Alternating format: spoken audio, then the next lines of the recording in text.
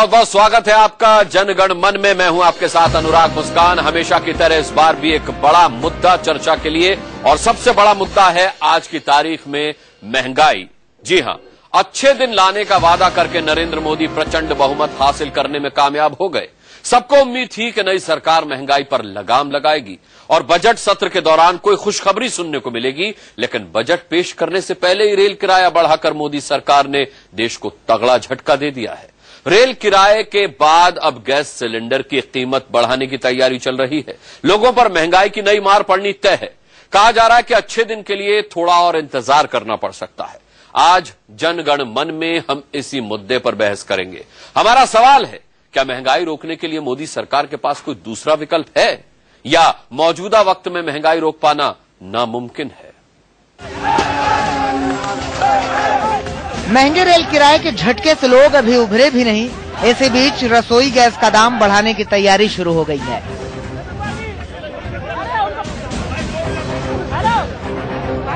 अर्थव्यवस्था की सेहत का हवाला देकर मोदी सरकार ने कड़े फैसलों की शुरुआत कर दी, लेकिन विपक्षी दलों को सरकार की ये कोशिश रास नहीं आ रही।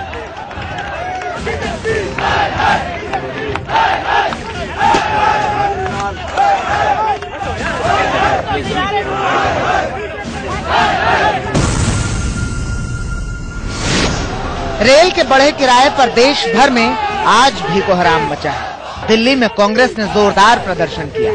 पीएम मोदी और केजरीवाल के पुतले पर चप्पलें बरसाई गईं, फिर पुतला जलाया गया।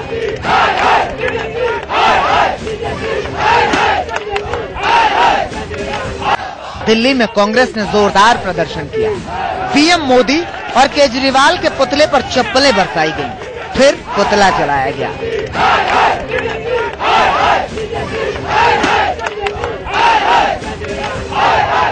पानी की समस्या, बिजली की समस्या बहुत जोर तोड़ है। महंगाई की मार पड़ रही है। रेलवे का किराया इन्होंने बढ़ा के जो है लोगों को तंग किया है। यहाँ पे बहुत सारी अनऑथराइज्ड कॉलोनीज हैं। ऐसे लोग हैं जो बिहार से आते हैं, उनकी जेब पे सीधा सीधा असर जो है इस रेलवे किराए के बढ़ाने का होगा। और अगर ये रेल भाड़े की वृद्धि अगर तुरंत प्रभाव से केंद्र सरकार ने इसका विड्रॉ नहीं किया, इस वृद्धि को वापस नहीं लिया, तो कांग्रेस पार्टी दिल्ली के अंदर ट्रेनें रोकने का आंदोलन भी तेजी से शुरू करने वाली है। हम किसी भी दिन किसी भी रेलवे स्टेशन पर कहीं भी ट्रेन रोक सकते हैं।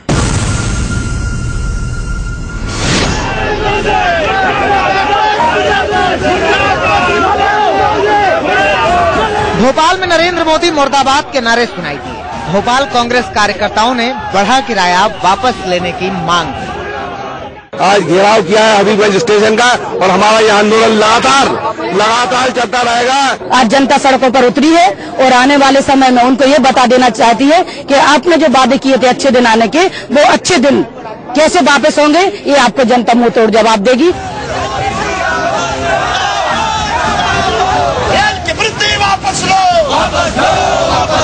वाराणसी में समाजवादी पार्टी के कार्यकर्ताओं ने स्टेशन पर जमकर हंगामा काटा और आरक्षण खिड़की पर बवाल किया। आज जवाब दें, तत्काल मूल्य वृद्धि वापस रेल में, और जो वृद्धि सब्जियों में हुई है, गरीब किसान मजदूरों के लिए हुई है, उसे वापस लेना था। सड़कों पर उतरकर काशी की जनता प्रधानमंत्री गो बैक का नारा लगाते हुए। इंदौर में भी बढ़े हुए रेलवे के किराए पर जोरदार प्रदर्शन हुआ।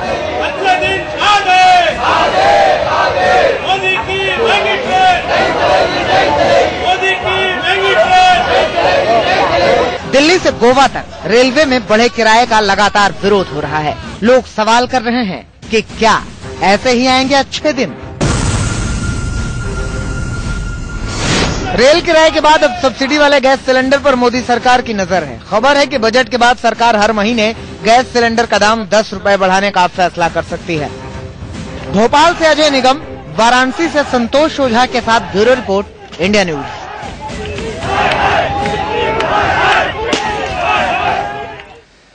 चर्चा के लिए मुद्दा बड़ा नहीं, बहुत बड़ा है, क्योंकि चुनाव का एजेंडा ही बीजेपी का ये था कि बहुत हुई महंगाई की मार, अब की बार मोदी सरकार। आइए चर्चा को शुरू करते हैं जनगण मन में। यहां स्टूडियो में मेरे साथ बहुत गणमान्य लोग मौजूद हैं चर्चा के लिए। अवधेश कुमार मेरे साथ वरिष्ठ पत्रकार हैं। आज सबसे ज्यादा निशाने पर रहने वाले संबित पात्रा भारतीय जनता पार्टी से हमारे साथ हैं। हमारे साथ आलोक जी हैं, आलोक शर्मा कांग्रेस से स्पोक्स पर्सन, और आकाश जिंदल हैं जो कि बाजार की भविष्यवाणियां करते हैं, बहुत ही बेहतरीन और नामचीन इकोनॉमिस्ट हैं। साथ ही समाजवादी पार्टी से हमारे साथ स्पोक्स पर्सन रोली मिश्रा रहेंगी, उनसे भी हम चर्चा करेंगे। और यहां जनता मेरे साथ स्टूडियो में मौजूद है, जनता जनार्दन, ये भी अपने सवाल पूछेगी। जब हम इन्हें मौका देंगे तभी अपनी बात करेंगे, और जिससे भी ये सवाल पूछेंगे, मुमकिन है संबित पात्रा के पास ही आज सारे सवाल आने हैं तो संबित पात्रा इनके सवालों के जवाब देंगे। लेकिन यहां एक गेस्ट में मिसिंग पा रहा हूं। एक होम्योपैथी का डॉक्टर भी आज हमको बुलाना चाहिए था, क्योंकि आज उमा भारती ने कहा कि जो कड़वी दवा मोदी पिला रहे हैं संबित पात्रा, ये होम्योपैथी की दवा जैसी है। जब पीता है कोई तो बीमारी और बढ़ जाती है, उखड़ जाती है, लेकिन फिर जड़ से खत्म हो जाती है। ये क्या लॉजिक हुआ? ये कड़वी दवा है, जहर है, या होम्योपैथी की कोई दवा है? ये कौन तय करेगा? देखिए, मुझे लगता है जैसे आपने आरंभ में कहा कि बहुत ही महत्वपूर्ण विषय है, बड़े संजीदगी से इस विषय को रखने की आवश्यकता है, तो मैं किसी भी रेटोरिक में न जाते हुए 2-3 महत्वपूर्ण बिंदु रख दूं। पहला विषय है कि मात्र 21-22 दिन सरकार को हुए हैं, तो इसलिए बही खाता अभी से हम खोल के बैठ जाइए उचित नहीं होगा। उसी 21-22 दिन में आपने वो कर दिया जो जिससे जनता त्रस्त है। नहीं, ऐसा आपने उसी 21-22 दिन में ये सिलेंडर के दाम बढ़ा दिए। 10 रुपए अब एलपीजी पे बढ़ के आया करेंगे।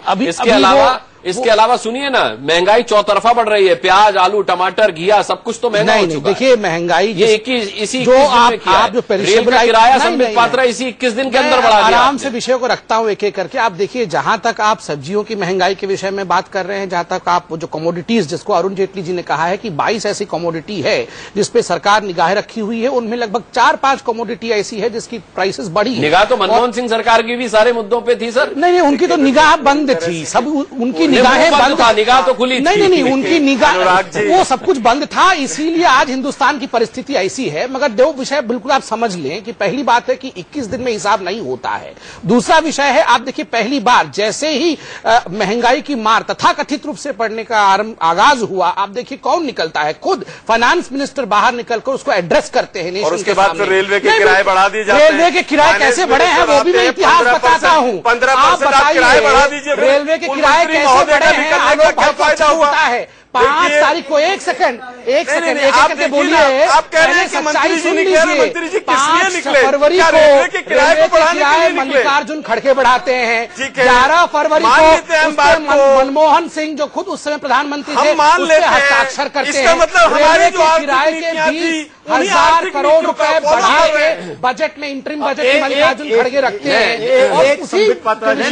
लेकिन मैं पहले आलोक जी के सवाल का जवाब संबित से ले लूं। संबित, इनका कहना है कि अगर इनके मंत्री ने रेल किराया बढ़ाने का प्रावधान किया और उसे आने वाली सरकार के स्वविवेक पर छोड़ दिया और आपने उस प्रावधान को लागू कर दिया, तो इसका मतलब इनकी आर्थिक नीतियां ज्यादा ठीक थी। धन्यवाद करना चाहते हैं भाजपा का, भाजपा हमारी नीतियों को लागू कर रही है। आपकी नीतियों और अगर वो नीति हमारी थी, हमारी नीतियों के कारण से देखिए, इनकी गलती है, इसे खुद ही बोले जा रहे हैं। अगर इनकी अच्छाई होती तो ये नहीं बंद बोलते, उत्तर ले लेते। उत्तर नहीं ले रहे हैं। उत्तर ले लीजिए आलोक जी, उत्तर ले लीजिए। उत्तर लेंगे तो पकड़े जाएंगे, इसलिए उत्तर नहीं लेंगे। अरे प्रश्न तो उन्होंने पूछ लिया, आपके प्रश्न उन्होंने प्रश्न पूछ लिया है। आप उत्तर लीजिए। अगर आपको लगता है कि आपने गलती की है, मत लीजिए। हमने बिल्कुल गलती नहीं की।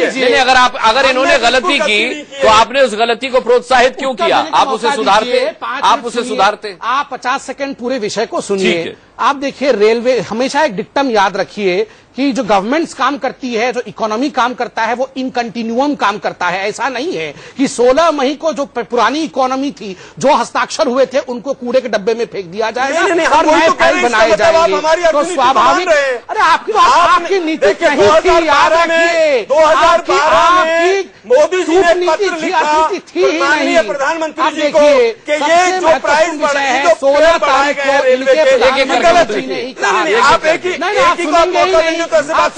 नहीं तो कैसे होगा? ऐसा नहीं। आप देखिए, स्वाभाविक आपने संबित का जवाब पूरा हो जाने दीजिए।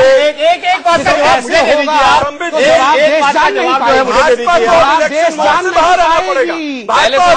पहले सवाल का जवाब ही नहीं हो पाया।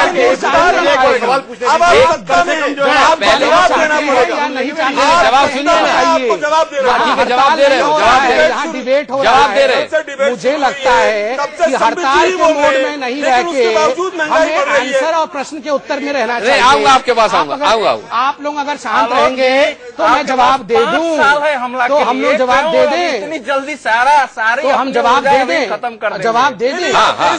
जवाब सुन लीजिए, जवाब सुन लीजिए। आप तो वैसे ही कर रहे हैं, महंगाई बढ़ाने में उन्होंने कौन सा 5 महीने का भी इंतजार किया? पहले यहाँ भाषण नहीं करना है, यहाँ जवाब लेना है। ऐसे मोदी सीन होती है, हम तो अरे आप तो पॉइजन दे के गए हैं, जहर खिला के गए हैं, देना पड़ेगा ना। इतने सालों से आपने जहर खिलाया है। सोनिया जी ने कहा सत्ता जहर है, राहुल बाबा ने कहा सब जहरीले हैं, और उसके बाद जहर खिलाया पूरे देश को। और अब आप जिम्मेदारी से बयान जब मेडिसिन खिलाना, अभी आएगी आपकी बारी। आप देश की जनता को जिम्मेदारी से बयान भी लेने के लिए चूंकि ठीक है, उत्तर नहीं जनता,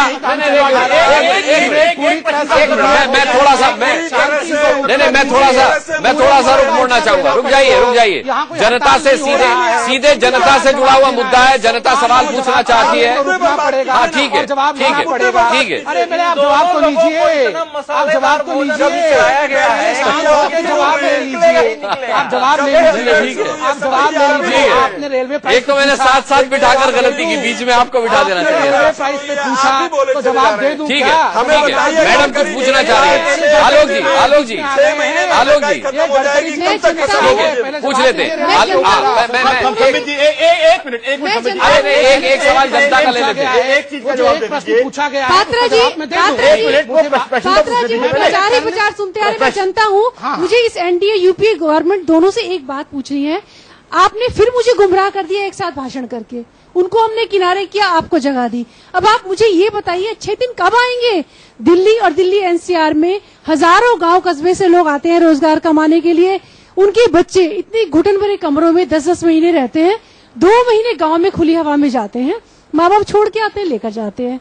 आप मुझे ये बताइए, जो सस्ते किराए पर गए थे अब वो वापस सस्ते किराए पर आएंगे, महंगे किराए पर वापस आएंगे? ये जवाब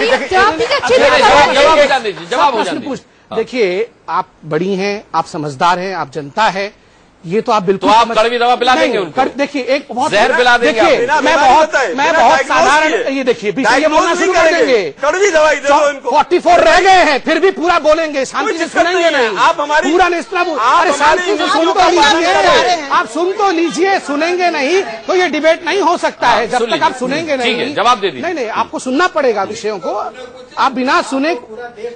हाँ, आप इस प्रकार से दोनों साथ साथ बोलेंगे। हाँ, मैं वही कह रहा हूँ। मैडम ने प्रश्न मुझसे पूछा, उत्तर ये देना चाहते हैं। हाँ, तो मैं नहीं बोलना चाहिए, उसमें बहुत बार साथ साथ बोलते हैं, अच्छी बात नहीं है। ठीक है, संबित आप जवाब। प्रश्न मुझसे पूछा गया, एक करके बोलो तो हमको कुछ समझ आवे, जनता को समझे, संबित बोलिए, कुछ निर्णय निकले। देखिए, मैंने कहा कि जनता बहुत समझदार है, उससे कोई ज्यादा समझदार नहीं होता।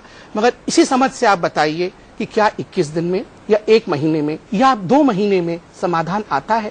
जो 10 वर्षों से जो स्थिति बीमार पड़ी हुई है, कुछ तो वक्त लगेगा ना उसको ठीक होने में। और मैडम देखिए, मैं भी जनता हूं, मैं जानता हूं कि जो इकोनॉमिक्स के छोटे छोटे विषय होते हैं, नुआंसेस जिन्हें कहते हैं, उसको समझा पाना ना तो हमारे बस की बात है और ना ही जनता समझना चाहेगी। मगर फिर भी आप देखिए, 2 वर्षों से जिस प्रकार हिंदुस्तान की इकोनॉमी बिल्कुल गर्त में पड़ी हुई थी, उसको रस्सी डाल के भी निकालने में, बोरवेल्स जैसे बच्चे को निकालते हैं उसमें भी 3 दिन लग जाता है। ठीक है, ठीक उसी प्रकार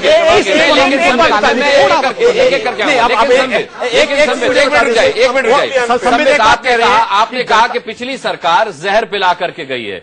जहर पीने वाले मरीज का डॉक्टर इलाज दवा देकर नहीं करता है, पहले जहर निकालता है शरीर में से, उसके बाद जो नुकसान हुआ होता है उसे दवा देकर के भरा पूरा जाता है। आप जहर पहले निकाल नहीं रहे, पहले दवा दे रहे हैं, ये किस तरीके का इलाज? नहीं, देखिए वो जहर को जहर काटती है सर। ये तो शायरी कर रहे हैं। नहीं, ये तो शायरी कर रहे हैं, ये मुशायरा नहीं है। आकाश जिंदल, क्या मोदी सरकार कड़वी दवा, कड़वी अच्छे दिनों की उम्मीद में, नहीं सुनिए, अच्छे दिन आने की उम्मीद में कड़वी दवा पीने से गुरेज किसी को नहीं है, लेकिन बहुत ज्यादा कड़वी दवा जहर हो जाती है। क्या मोदी सरकार भी पिछली सरकार की तरह जहर पिला रही है? देखिए, मैं एक चीज कहूंगा और जनता को भी जवाब दूंगा, मोदी सरकार सही काम कर रही है। एक चीज जो है, हालांकि लोग हैरान होंगे, आई थिंक जो फ्रेट चार्जेस भी बढ़ने चाहिए थे, एलपीजी भी अगर बढ़ती है, अल्टीमेटली सब्सिडी कल्चर खत्म करके मार्केट लिंक पे आना पड़ेगा। लेकिन क्या ये समय उसके लिए उपयुक्त है? समय उसके लिए बिल्कुल उपयुक्त नहीं है। संबित भाई बता रहे हैं कि लोगों को नहीं समझा सकते, मैं तो इकोनॉमिस्ट हूं, मुझे ये चीज समझ नहीं आ रही है। बात हो रही थी अच्छे दिनों की। आई थिंक अच्छे दिन में अगर ये कहते हैं कि पहले कड़वी दवा लेनी पड़ेगी, कड़वी दवा तो 2 साल 3 साल से जो आम आदमी ले रहा है, तो उससे पहले मोदी साहब से ये उम्मीद थी एक आध लड्डू एक आध गुलाब जामुन दे देते ताकि जनता की ये कैपेसिटी हो जाती कि वो कड़वी गोली को खा पाती, यानी इकोनॉमी को नहीं, 1 मिनट, यानी इकोनॉमी को वो थोड़ा अच्छा रिलीफ दे देते, जीडीपी बढ़ जाती, लोगों की पर कैपिटा इनकम बड़ी होती कि वो बढ़ी हुई इन्फ्लेशन को अब्सॉर्ब कर सके। आज हालात क्या है देखिए, पहले एक चीज जो है संबित जी को उसका जवाब देने दीजिए। इराक की वजह से डीजल के प्राइसेस ऑलमोस्ट बढ़ने वाले होंगे। संबित जी आपको पता है ब्रेंट क्रूड $115 पर बैरल नहीं बढ़ेंगे, वो तो बढ़ चुका ऑलरेडी, ब्रेंट क्रूड ऑलरेडी बढ़ चुका है $115 पर बैरल। आरोप लगा बात रखने दीजिए, कम से कम जब बात नहीं रखने देंगे तो बात कैसे होगी? आप ब्रेंट क्रूड के प्राइसेस ऑलरेडी बढ़ चुके हैं, अमेरिकन डॉलर के प्राइसेस बढ़ चुके हैं, यानी डीजल के प्राइसेस बढ़ेंगे ही। अल नीनो की वजह से प्रोडक्शन कम होगा, फूड ग्रेन के प्राइसेस बढ़ेंगे, साथ ही साथ फ्रेट चार्जेस बढ़ेंगे। अब उसमें अगर गैस के भी बढ़ जाते हैं तो इतनी बड़ी हुई इन्फ्लेशन, ऑलरेडी 8.3% पे सीपीआई, क्या जनता आज की तारीख में टॉलरेट करने की कैपेसिटी में है? पहले उसको रिलीफ तो दे देते, आते ही आपने कड़ी दवा दी। ये मैंने पूछा, जहर तो निकाल देते, दवा तो हम लोग खाने को तैयार हैं। सवाल हो जनता होना बहुत आप जो आंकड़े दे रहे हो, आप इस समय होते तो अर्थशास्त्री के रूप में क्या करते भाई? इराक आपके हाथ में नहीं है, अल नीनो आपके हाथ में नहीं है, मॉनसून आपके हाथ नहीं है, रेलवे खस्ता है, देश की इकोनॉमी ध्वस्त हो चुकी है। If you were in the driving seat, तो एक अर्थशास्त्री के रूप में आप कहां से शुरुआत करते हैं? मैं कहां से शुरुआत करता, मैं बताता हूं। जरूरी है। I would have first improve the economy of this country, I would have first increase the GDP of this country, increase the economy of this country, increase the GDP of this country. वही बता रहा हूं कैसे होता है, करते वही बताता हूं करते कैसे। इन्वेस्टमेंट साइकिल को रिवाइव करता, इन्वेस्टमेंट साइकिल के लिए रिवाइव करने के लिए महंगाई बढ़ाना या जनता पे बोझ डालना कहां से सही है? ये कौन सी इकोनॉमिक्स है कि इन्वेस्टमेंट साइकिल महंगाई बढ़ाएगी? महंगाई तो बढ़ेगी, अब फ्रेट चार्ज बढ़ेंगे तो इन्फ्लेशन बढ़ेगी। रिवाइव करने के लिए महंगाई बढ़ाना या जनता पे बोझ डालना कहां से सही है? ये कौन सी इकोनॉमिक्स है कि इन्वेस्टमेंट साइकिल महंगाई बढ़ाएगी? महंगाई तो बढ़ेगी, अब फ्रेट चार्ज बढ़ेंगे तो इन्फ्लेशन बढ़ेगी।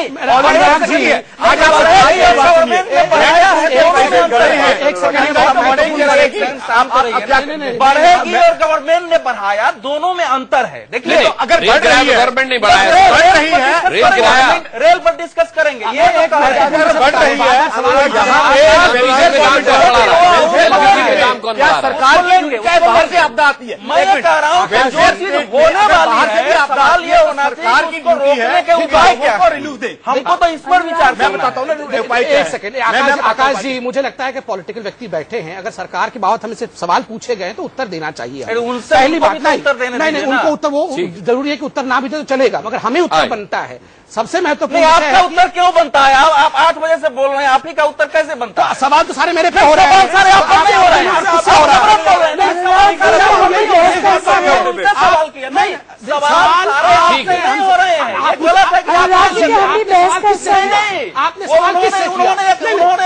एंकर क्यों खड़े हैं? एंकर क्यों खड़े हैं? सवाल आपसे नहीं हो रहे हैं, जवाब नहीं देने देंगे, ये कौन सा मजाक हो रहा है? अनुराग जी, हम भी बहस का हिस्सा है। नहीं आलोक जी मेरे को देखे, मेरे आलोक जी, अनुराग जी क्या हम लोग बहस का हिस्सा है? अनुराग जी आपने हमसे, आप हमारे पास आए नहीं।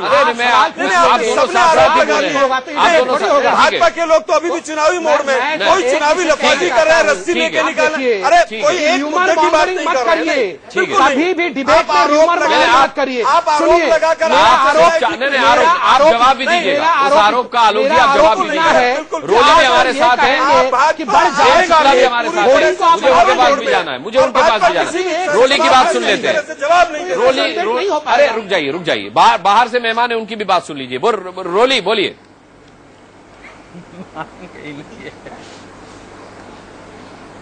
अनुराग जी, पहली बात तो मुझे यहाँ बैठकर यही नहीं महसूस हो रहा कि हम लोग बहस का हिस्सा हैं। मुझे लगा कि मेरे बहुत प्रिय संदीप पात्रा जी ने हमको किसी ऐसे रेलवे स्टेशन पर ले जाके खड़ा कर दिया जहां पर बहुत सारे लोग एक साथ चिल्ला रहे थे और पता नहीं क्या चिल्ला रहे थे।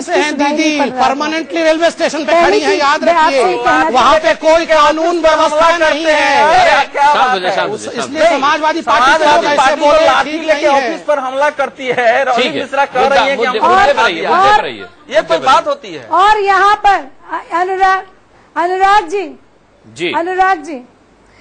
जी दूसरी चीज ये है कि यही सभी लोग कई बार किसी बड़े बड़े मंचों पर नारी सम्मान की बात करते हैं। कम से कम इतने सारे पुरुष हैं, एक नारी यहाँ पर बैठकर अपनी बात रख रही है तो उसको बड़े सम्मान के साथ सुनना चाहिए। मैंने आपको दीदी भी कहा है, संदीप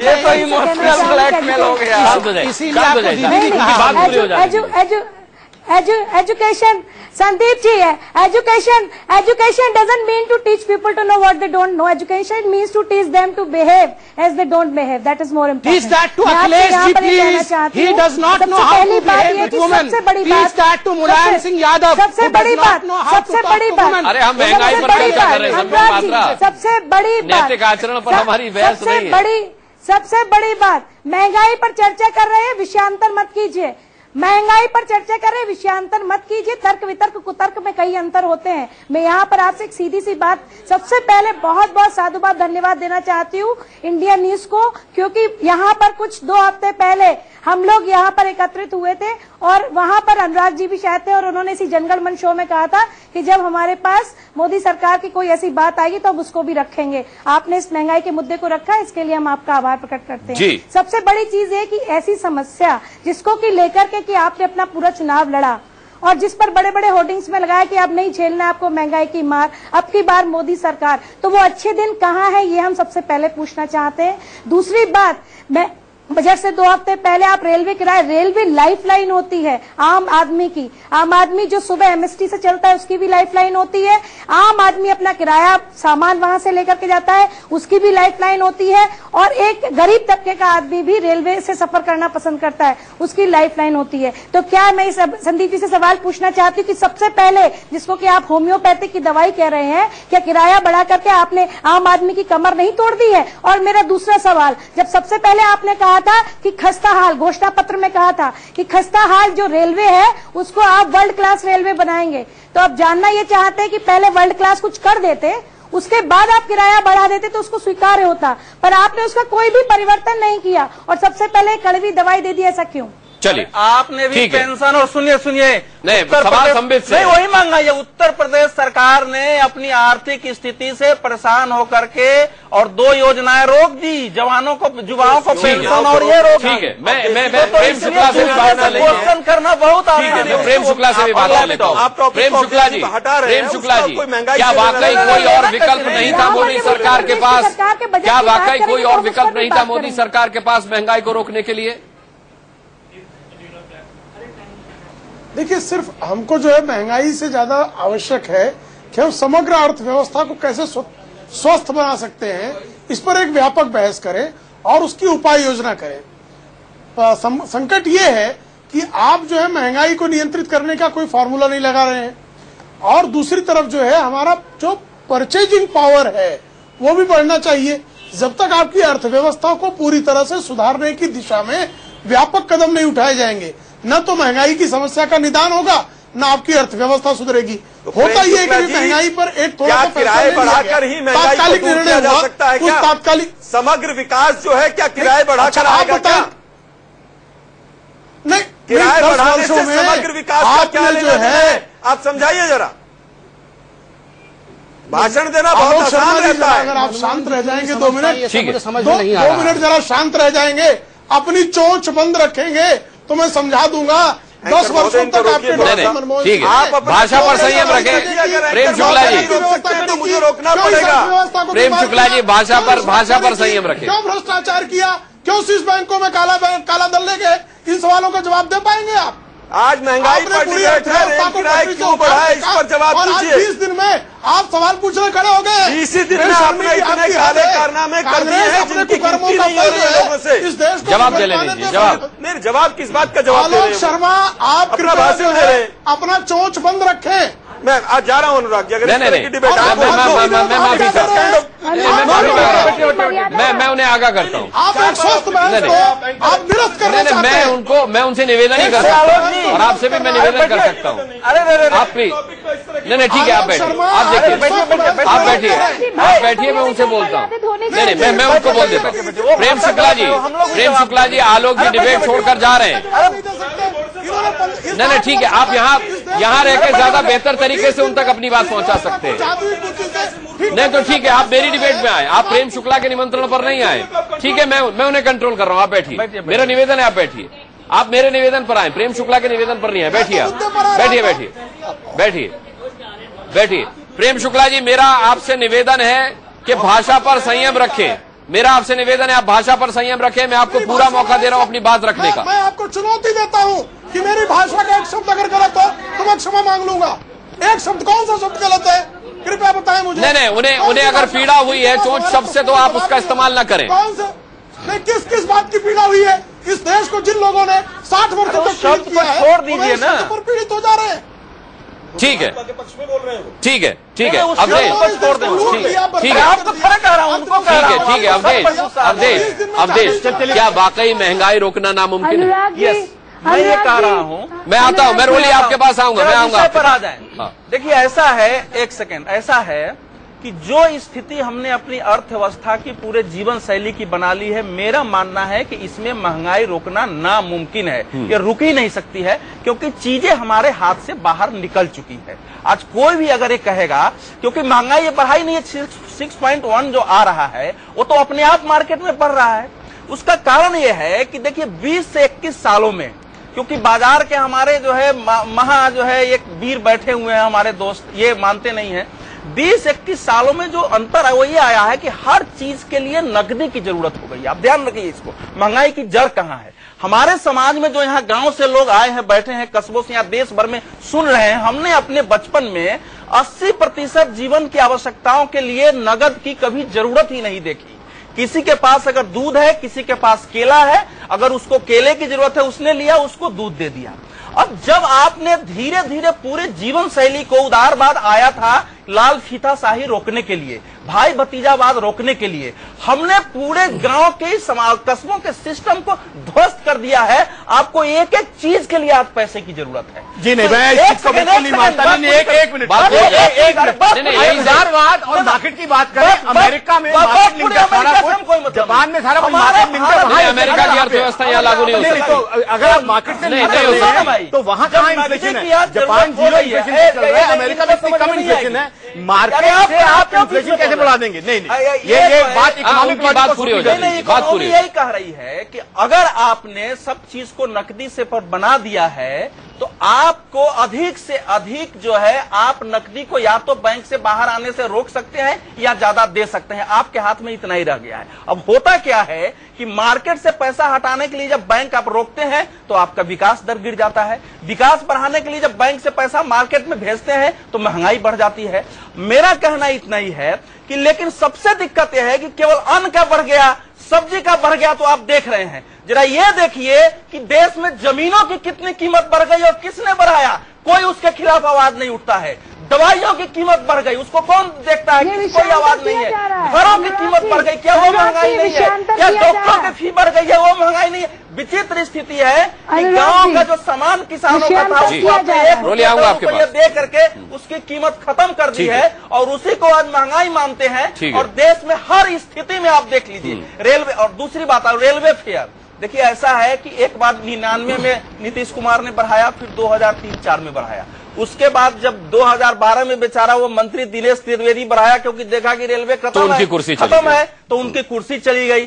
इस बेचारे तो आ गए पवन बंसल, उन्होंने जो है बजट के पहले थोड़ा बढ़ाया कि भाई 6,500 करोड़ हमको इससे मिल जाएगा, इस बेचारे ने भी बढ़ाया। रेलवे की हालत यह है कि रेलवे की जो अपनी योजनाएं हैं, जैसे मान लीजिए इस समय करीब 11,000 ऐसे पुल हैं जिनको मरम्मत नहीं किया गया तो जोखिम पर खतरा है। ठीक है, उसी प्रकार से कम 19,000 किलोमीटर आपका रेलवे ट्रैक खराब है, इसके लिए ही 1 लाख करोड़ रुपया चाहिए। रेलवे की हालत खस्ता है, ये धन आएगा कहाँ से? कहाँ से आएगा? लेकिन एक मिनट आकाश जी, मैं बताता हूँ, मैं आपके पास आऊंगा। आलोक जी, एक सवाल आलोक जी से, इन्फ्लेशन कमी नहीं हो सकती, ये बड़ी अजीब स्टेटमेंट। हाँ, ये इस स्टेटमेंट में मैं बात करूंगा कि महंगाई रोकना नामुमकिन है, ठीक है। लेकिन आलोक जी, इकोनॉमिक लॉजिक में तो बिल्कुल आप रोक के बता दीजिए, बिल्कुल मैं बताता हूँ, आपने बताने का इन्फ्लेशन कम हो सकती है, ऐसा आपने कह दिया।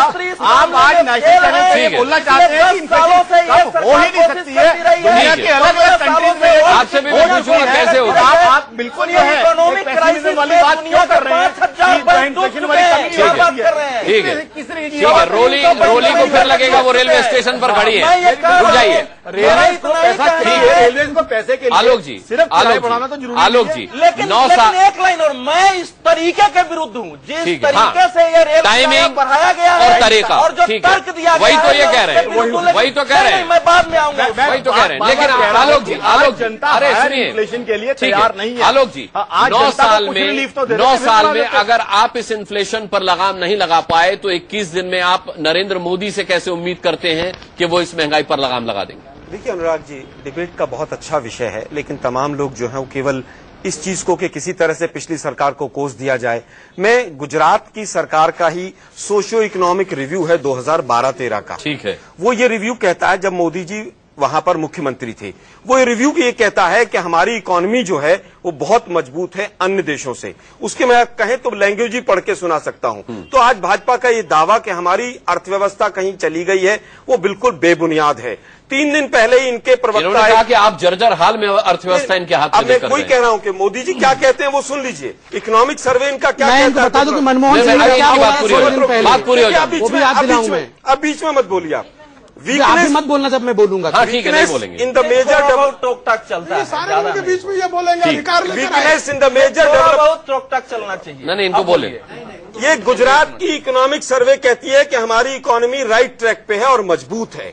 आज भाजपा के प्रवक्ता स्टूडियो में आकर किस मुंह से कहते हैं कि हमारी इकोनॉमी कमजोर है, और अगर कमजोर है तो आपने उसी कमजोरी के ऊपर तो वोट मांगा है देश की जनता से गुमराह करके।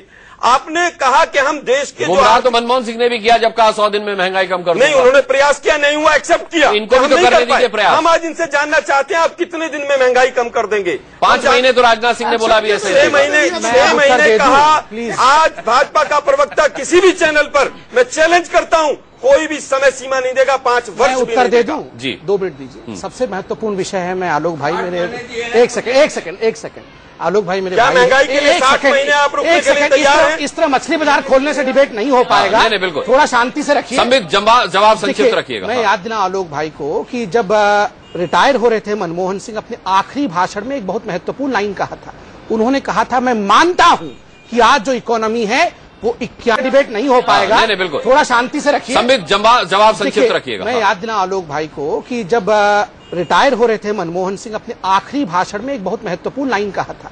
उन्होंने कहा था, मैं मानता हूं कि आज जो इकोनॉमी है वो 91 के दौर पे आ गई है। इतनी खस्ते हालत में इकोनॉमी, उन्होंने ये भी कहा था, लेकिन मेरा काम बोला। गुजरात का मॉडल ये क्यों कहता है कि हमारी अर्थव्यवस्था मजबूत है? अरे सब कुछ गुजरात से सुनिए, आप बीच में बोल रहे हैं, अब आप बीच में बोल रहे हैं। आलोक जी, आप मुझे प्रवचन दे रहे थे अभी, आप मुझे प्रवचन देखिए, ये आप रोकिएगा कि नहीं रोकिएगा? गजब की बात है, किसी भी तरह से क्या गजब बात है बताइए?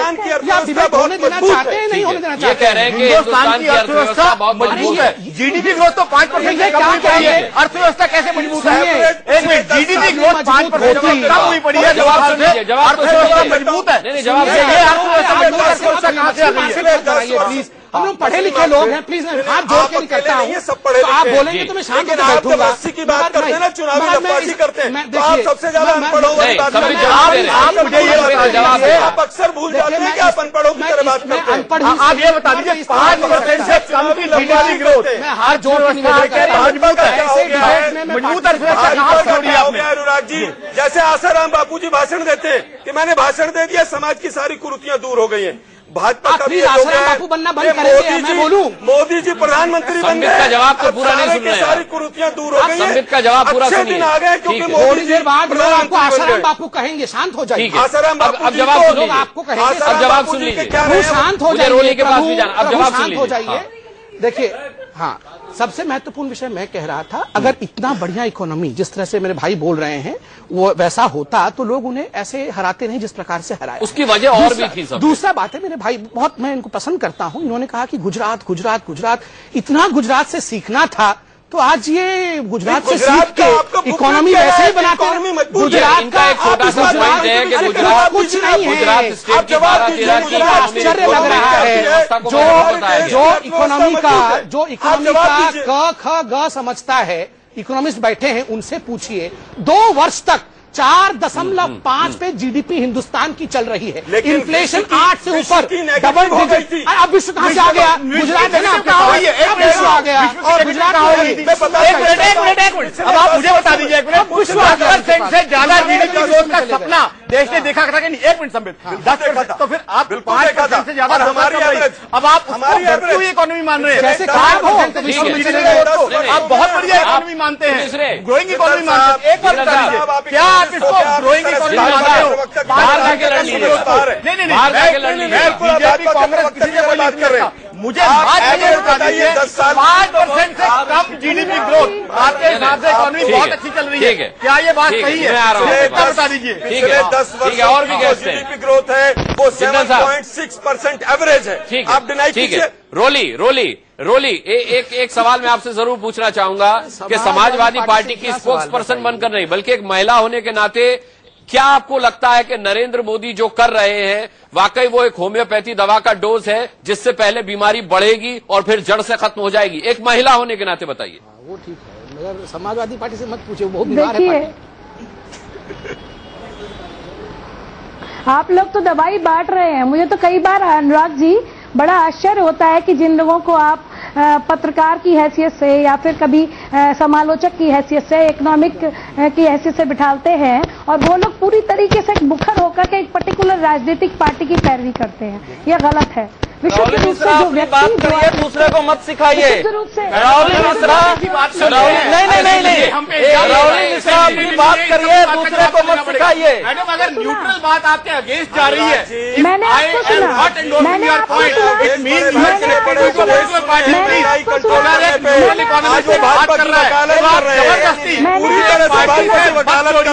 प्लीज ये सही चीज नहीं है, किसी को जबरदस्ती रिलेट कर देना। अगर एक जेन्युइन नेचुरल व्यू आ रहा है मुझे लगता है रोली ने धैर्य के साथ सुना है, सबको उनको भी सुनना चाहिए। बोलिए। ये गलत टिप्पणी कर रही है ना। अनुराग जी सिखाइए प्लीज। अनुराग जी बोलिए रोली। जो मेरा आकलन है उसके हिसाब से मैंने बोला। हो सकता है कि आप लोग महान बुद्धि वाले लोग आप महंगाई पर बताएं, महंगाई पर जो मैंने सवाल किया उसका जवाब दे दें। सीधी सी बात अनुराग ने मुझसे एक सवाल पूछा। आप सुनते ही नहीं है, आप मेरी बात सुन लीजिए। बोलिए। जब मैं यहाँ पर मैंने आपको बड़े धैर्य से सुना। महंगाई पर जो मैंने सवाल आपसे पूछा उसका जवाब दें। मैंने आपसे मुझसे अनुराग जी ने सीधी सी एक बात पहुंची और सबसे बड़ी बात यह कि महिलाओं के ऊपर इसका बहुत बड़ा प्रभाव पड़ता है, क्योंकि सबसे हमारे यहाँ जो अधिकतर मध्यम वर्गीय परिवार की महिलाएं हैं वो छोटे छोटे पैसों से, जनता में भी काफी महिलाएं बैठी हैं, आप उनसे पूछेगा, वो छोटी छोटी बचत करती हैं, कभी बच्चों के गुल्लक के माध्यम से, कभी पति से एक पॉकेट मनी के माध्यम से। उनका एक छोटा सा संग्रह होता है और उस संग्रह से वो सामान को खरीदती हैं। सब्जी में अगर सब्जी महंगी नहीं हो तो महिला पैसा बचा सकती है। प्याज जब महंगा होता है तो सबसे ज्यादा आंसू महिलाओं की आंखों में लेकर के आता है। गैस सिलेंडर जब महंगा होता है तो सबसे ज्यादा आंसू महिलाओं की आंखों में आते हैं। और ये सारी चीजों पर आप नियंत्रण कर सकते हैं। लेकिन आने वाले समय नेताजी ने पूछा था संसद में, पहले दिन ही सरकार से पूछा था, मोदी जी से पूछा था कि आप महंगाई को कैसे कम करेंगे, इस बारे में ही थोड़ा सा बता दीजिए। बल्कि ये कहकर के अगर जेटली साहब अलग हो जाते हैं कि नहीं पुरानी सरकार की वजह से आज हमें ये भुगतना पड़ रहा है, या उमा जी हंस करके ये कह देती कि होम्योपैथिक की दवा है। अनुराग जी मैं जवाब दे दूं, प्रश्न अगर चलेगा 1 घंटे के जवाब कब दिया जाएगा? अब मैं जवाब दे दूं अनुराग जी। मैं संबित पात्रा आपका जवाब भी लूंगा। प्रेम शुक्ला जी से भी एक बहुत अहम सवाल है वो पूछूंगा और जनता के भी कई सवाल है। एक छोटा सा ब्रेक ले रहे हैं, ब्रेक लेके फौरन इस डिबेट में वापस लौटते हैं। खर्च के लिए उसके पास बहुत कम पैसे रह जाते हैं। शादी भी अगर करूं तो बीवी का खर्चा कहां से लाऊं, फिर आएगा बच्चा। आप जानते हैं 40,000 में कम से कम एक ऑर्डिनरी डिलीवरी होती है, 2 लाख में स्पेशल सीजेरियन डिलीवरी होती है। आगे जाकर के बच्चा बीमार होता है, मोटी मोटी फीस से बच्चे को दूध चाहिए। अगर ये महंगाई का हाल रहा तो आपकी पढ़ी लिखी जनता शादी नहीं करेगी। हाँ, एक आम जो बेचारा आम आदमी है जो समझता ही नहीं है, रूखी सूखी रोटी को ही सब कुछ समझता है, वो जरूर बच्चे पैदा करेगा। कहाँ ले जा रहे हैं भविष्य को आप? मैं पूछूंगा कहाँ लेके जा रहे हैं? देखिए ऑलरेडी एफर्ट किए जा रहे हैं। इन्हें दे दीजिए, ये भी देख लीजिए सरकार की तरफ इन्हें दे दीजिए, फिर आपका सवाल लेता हूँ। फिर आपका सवाल हो चुका है, उन्हें दे दीजिए। सरकार की तरफ से प्रयास किए जा रहे हैं। हाँ, पूछो भैया, सवाल पूछो। हाँ, अरे ये लोग ठीक है सर, मैं सवाल। हाँ सर, हम लोग भरोसा किस पार्टी? एक सवाल और सर, हम लोग किस पार्टी पे भरोसा करें? कांग्रेस की पार्टी जब तक थी तब तक इतनी महंगाई, उसके बाद हमने सोचा मोदी सरकार आएगी तो उसमें वो सस्ता हो जाएगा कुछ, लेकिन उनकी सरकार आने के बाद तो ऐसा लग रहा है एकदम ही और महंगाई। ये और कांग्रेस की उनको सपा सरकार में ऐसा है सिस्टम कि अगर कोई बाहर निकलता है लड़की तो उससे डर है कि कहीं कुछ मेरे साथ गलत ना हो जाए। मतलब किस सरकार पे भरोसा? आप खुद ही बताइए। ये बात सही है, लेकिन ये हमारी जनता को भी ये देखना चाहिए। तेल देखते हैं और तेल की धार देखते हैं। ठीक है, महंगाई है बहुत है, लेकिन देखो 60 साल में भी तो हमने देखा है ना, कम से कम 6 महीने तो देखे हम उनको। अगर हमें परिस्थिति है ये तो तुम एक मिनट देखिए, घर जब मान लो आपसे आज से पहले जब घर मिलता था, कोई घर बिल्कुल उजड़ा हुआ घर मिले तो कैसे मेहनत करके करना है। एक को घर मिला है, कैसे हालात में मिला है, समस्याएं देखिए। एक घर केजरीवाल जी को भी मिला है जिसका 1 रुपया किराया दे रहे हैं। समस्याएं देखिए, देखिए समय को देखिए। थोड़े दिन और एक दिन आलू प्याज ठीक है, सारी चीजें महंगी हैं, लेकिन समय देखना चाहिए कि इस समय परिस्थिति किस किस की मारे आ रही है। उसके साथ सब्जियां जो किलो में लाते थे, आज अब पॉलीथिन के पैकेट में ला रहे हैं। लोगों को लग रहा है तो न्यूट्रल लोगों को बोलने दीजिए पहले। 1 मिनट। आज इराक की वजह से क्रूड ऑयल की प्राइसेस बढ़ रही हैं। अब एक इंटरनेशनल आफत है, उसमें यहाँ की सरकार का तो कोई रोल नहीं है। अब कौन मानसून आता है, कुदरत का कहर है, हमें कुछ सच्चाइयां भी जो है माननी पड़ेगी, एक्सेप्ट करनी पड़ेगी। जवाब सवाल मुझसे पूछे जाते हैं और मैं जवाब नहीं दे पाता, ऐसी बात है। महंगाई और बढ़ती है, उन चीजों को भी हमें समझना पड़ेगा, एक्सेप्ट करना पड़ता है। कहते सारा किया धरा आप सच्चाई तो सुन लीजिए। अच्छा आप ये बताइए, शांत हो जाए। अब जवाब संबित। अब 2 सेकेंड, आप दो सेकेंड रुकिए। मैं देखिए बहुत साधारण भाषा में, बहुत साधारण भाषा में आपको जवाब दूंगा, मुझे लगता है आप समझ पाएंगे। अभी देखिए हाल फिलहाल में एक बहुत बड़े खिलाड़ी विश्व के माइकल शूमेकर कोमा में चले गए थे। पूरे विश्व ने आस छोड़ दी थी कि ये जीवित हो पाएंगे। भारत की इकोनॉमी वैसी ही कोमा में चली गई थी। फिर डॉक्टरों ने कहा आप धीरज रखिए, हम करेंगे, कोशिश करेंगे, बचा के दिखाएंगे। ठीक उसी प्रकार मोदी जी ने कहा हाँ कोमा में चलेगी ये इकोनॉमी, धीरज रखिए, हम करेंगे। सबने आस छोड़ दी थी, वक्त लगा। 3 दिन में अगर सब पाइप निकाल देते, ऑक्सीजन निकाल देते तो माइकल शूमेकर हमारे बीच में नहीं होते, समाप्त हो जाते। लोगों ने, उनके परिवार, एक सेकंड, उनके परिवार वालों ने धीरज रखा। आप परिवार वाले हैं हिंदुस्तान के, मोदी जी के परिवार वाले हैं आप धीरज रखेंगे, कोमा से जगेगा ये इकोनॉमी, आप देखिएगा एक दिन सब ठीक हो जाएगा। आप देखिए की दवाई से नहीं, सुनिए एक सेकंड मैडम, एक सेकंड उत्तर देने दीजिए। एक सेकंड आप जानिए मोदी जी ने जब पत्र लिखा था तो चलिए, पर मुझे लगता है कि मोदी जी को मौका दिया जाना चाहिए। 21 दिन की सरकार पर हम एक जी बिल्कुल नहीं कहूंगा कि देखिए कुछ चीजों को भारतीय जनता पार्टी ने अनावश्यक शुरू में विरोध करके, चाहे रेल किराया बढ़ना हो, अपनी गर्दन फंसा ली है और राजनीतिक पार्टियों ने उसको जो है अनावश्यक संवेदनशील मुद्दा बना दिया है। जब आप पूछते थे कि 100 दिन में वादा किया था क्या हुआ, तो आज लोग पूछेंगे, जबकि फैक्ट है कि इस सरकार ने कदम उठाए हैं। आपको बता रहा हूं, स्टेप्स उठाए हैं। सबसे ज्यादा मीटिंग महंगाई को लेकर के हुई है, लेकिन अभी समय नहीं है, कभी आगे करेंगे। और मैंने ये कहा कि इकोनॉमी माइकल शूमेकर की तरह कोमा में है, और जैसे कि वो प्रयासों और कड़वी दबाव से कोमा से बाहर आ गए, ऐसे इस देश की अर्थव्यवस्था भी कोमा से बाहर आ जाएगी। फिलहाल आम जनता के पास उनकी बातों पर भरोसा करने के कोई चारा नहीं है, क्योंकि अभी इतना वक्त नहीं हुआ कि उन्हें कटघरे में खड़ा किया जा सके। बहुत बहुत धन्यवाद सभी का इस जनगण मन की चर्चा में शामिल होने के लिए। अगले हफ्ते फिर इसी दिन इसी समय पर एक और ज्वलंत और बड़ा मुद्दा और उस पर चर्चा लेकर के आएंगे। तब तक इजाजत दीजिए, बहुत बहुत शुक्रिया। एक छोटा सा ब्रेक ले रहे हैं।